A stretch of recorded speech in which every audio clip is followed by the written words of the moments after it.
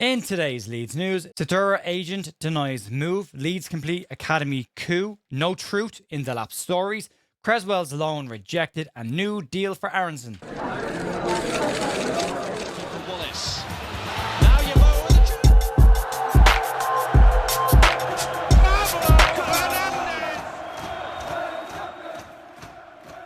Friday the 21st of August here at the Leeds View, with your daily Leeds United news. We do these from a Monday to a Friday, as well as a transfer wrap-up, or this week a watch-along and an instant match reaction at the weekend, and our member stream on a Sunday, as well as being available on all your audio platforms, 2 podcasts a week. We just put up the opposition view last night. It's called The Other View. If you want to check that out, we'd Rich from the 1865 A View from the Forest podcast to chat to us about what Nottingham Forest have been up to this summer. So we've got a bit of an insight into what it's going to be like facing them, because we haven't got any games to watch so far. So nice to get a bit of an insight. Also, Leeds United have launched their new third kit. I like it. I do.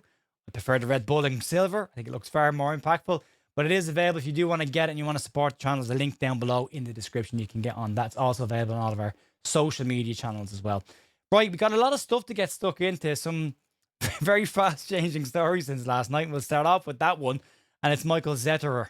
Right, now this one has absolutely flipped in a very short period of time. Last night, we had a report from The Athletic and from Sky Sports that said that Leeds United were approaching a deal agreement for Frankfurt goalkeeper Michael Zetterer. Sky Sports went a step further and they said that there is a deal agreement was in place, but there were dominoes that would need to fall, and this wasn't by any stretch of the imagination a done deal. They were looking for a goalkeeper. He can't move until they get that, but Leeds were at least in the deal agreement phase and moving to sort out their number 2 goalkeeper position. However, this morning his agent has jumped on this and not just poured cold water on it, he's smothered it in cold water. And speaking with Bild, he had a direct quote and he said this: "We are very surprised by reports that Michael Zetterer is on the verge of a transfer. These are not true. Michael and his family feel very comfortable in Frankfurt. A change is currently out of the question." Now, Nico Pellets, who is Zetterer's agent, is very unusual to have him come out, and that's about as direct a denial as you're ever going to get from anybody, which does throw the whole thing up in the air. What's very unusual about this is The Athletic and Zinni Boswell don't tend to put out any kind of information like they did last night unless they've got some fact and detail to back that up. So this, at the very least, pushes it into the limbo stage. I don't think it's exactly off the cards, and I have a bit of a theory on that we'll get to in a couple of minutes. It's incredibly unusual, as I say, to get a direct quote from a agent denying a transfer. And you add to that the fact that Frankfurt are actively pursuing a number 1 goalkeeper next season in Noah Atubola, who plays for Freiburg. And on top of that as well, their current number 1, Kewa Santos, is expected to be the number 2, as they see him as a much longer term replacement for him down the road. He's been labelled as a erratic goalkeeper, but has a high potential in the future. So Zetterer won't be part of their first team next season. So from his perspective, a move would make sense, but he is obviously keen maybe on being a first choice goalkeeper, or at least putting himself in a position where he can challenge for that first team position.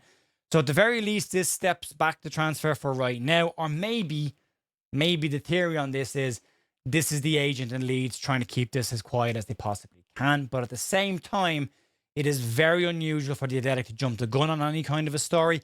And The Athletic did use that line in the piece that Leeds sources speaking anonymously to protect relationships said ... which means it's a direct club coming from Leeds. So someone is wrong, or someone is protecting a transfer situation right now. I don't think this is completely off the cards, but at the very least, it's in the no man's land territory for a little bit longer. We'll see where this one moves to. Let's move on and talk about an actual signing. Bit of a coup for Leeds, or has been labelled as a bit of a coup, and an exciting bit of business, albeit for the academy. Leeds have won the race to sign North Macedonian striker Ditmir Hodja from Robotniki Skopje. Simon Jones in the Daily Mail is the one that broke this story this morning. It's been corroborated by the Albanian Football Scout account as well on this. And basically Simon Jones says the Leeds have agreed a compensation package to bring Hodja in on a free transfer this summer. The Albanian Football Scout also clarified this, and they said the following on their official X account: Ditmir Hoda is moving from Robotniki Skopje to Leeds United. The 18-year-old striker from North Macedonia will initially feature as part of Leeds United's under-21s. Now, the player himself is 6'4" in height. He's labelled as being very good in the air. He's also labelled as being very quick and described as technically very good on the ground, and has even had some similarities drawn to him of Arsenal attacker Kai Havertz. So he's not in a bad grouping there at all if he lives up to that potential. Now, so far in his current 8 games for Skopje, he's managed 6 goals and 2 assists, and he is labelled as a player with a very high ceiling. Now, he will, as we say, go into the under-21s initially, see how he gets on there. Be likely knocking on the door of the Leeds United senior squad in a year or two, which would be great to see. He's only 18 years of age, so another exciting young player that Leeds are adding to their academy side,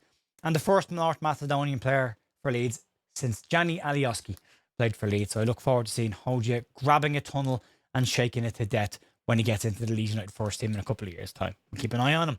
Let's move on. Right, one striker to Leeds United that is not happening, and this might please a couple of people, and it's Liam Delap. Last night, the stories around Liam Delap's move, or rumoured move to Leeds United or other clubs, picked up a huge amount of pace, but had been quickly slapped back down by the local media. TalkSport and Foot Mercato claimed that Leeds United, Nottingham Forest and Everton had all inquired about Delap this summer, and in fact all 3 of them were keen on making a move for him and bringing the Chelsea attacker into their squads this summer. However, the fee that was being mentioned was nuts. 58 million euros, so well over 40 million pounds for a striker who had a very low output last season, albeit with a lot of potential. Now, to be completely clear on this, no one is paying that level of money for the output. You don't go up in price having delivered less goals than you did when you signed for Chelsea in the first place. Now, that's not to say that I wouldn't take Liam Delap at Leeds United. I think he's a very talented young player. I think he's got a very high level of potential there as well.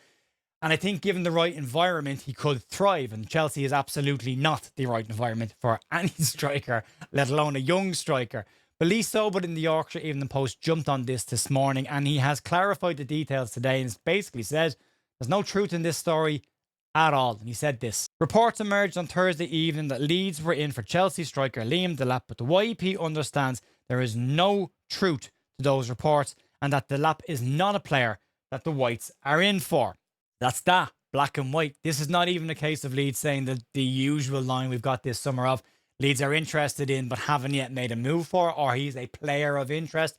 He's absolutely not a player of interest, and Leeds are not making a move for him. There are lots of reports this morning, if you look around, on the other teams that are being linked with him that say that Nottingham Forest are the front runners. They're looking for a second target man to compete along with Chris Wood this season, and Liam Delap absolutely fits the bill, and they might even pay over the odds to try and get him. So this does feel like either Chelsea or an agent has gotten involved in this, is starting to link a couple of clubs with the player to try and drive up to that price to get that absolutely ridiculous fee that Chelsea are rumoured to be looking for Delap. He's a very good young player, but he ain't 58 million euros worth of a very good young player, at least not right now. So from Leeds' perspective, no interest in the player, and not a player they're looking at signing this summer. So he's not on Leeds strikers shortlist for now. I mean, it's again a very definitive morning of news, isn't it?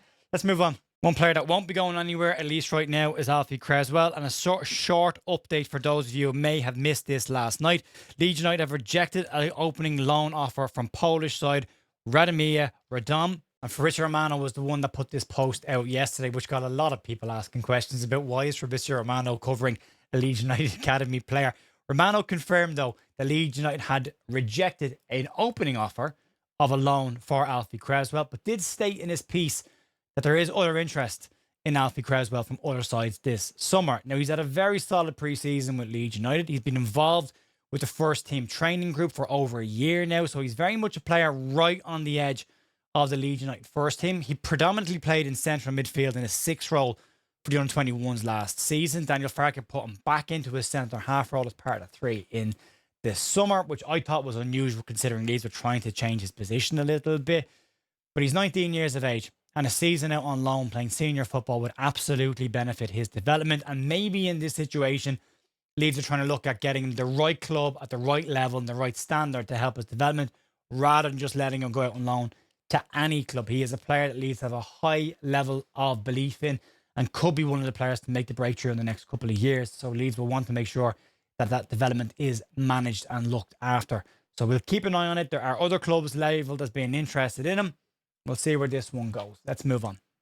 Right then, a fourth Leeds United squad member has committed their long-term future to the club, and Brenden Aaronson has signed a new 3-year deal at Leeds United that will keep him at the club until the summer of 2029. Aaronson had a decent season last year. Some highlight moments, especially during the less attractive spells of the year during the winter, when everybody else that's from a different country tends to struggle. Brenden had his best spell of the season, scoring against Manchester United. Scored against them again in pre-season as well, so he does like a goal against that lot across the way.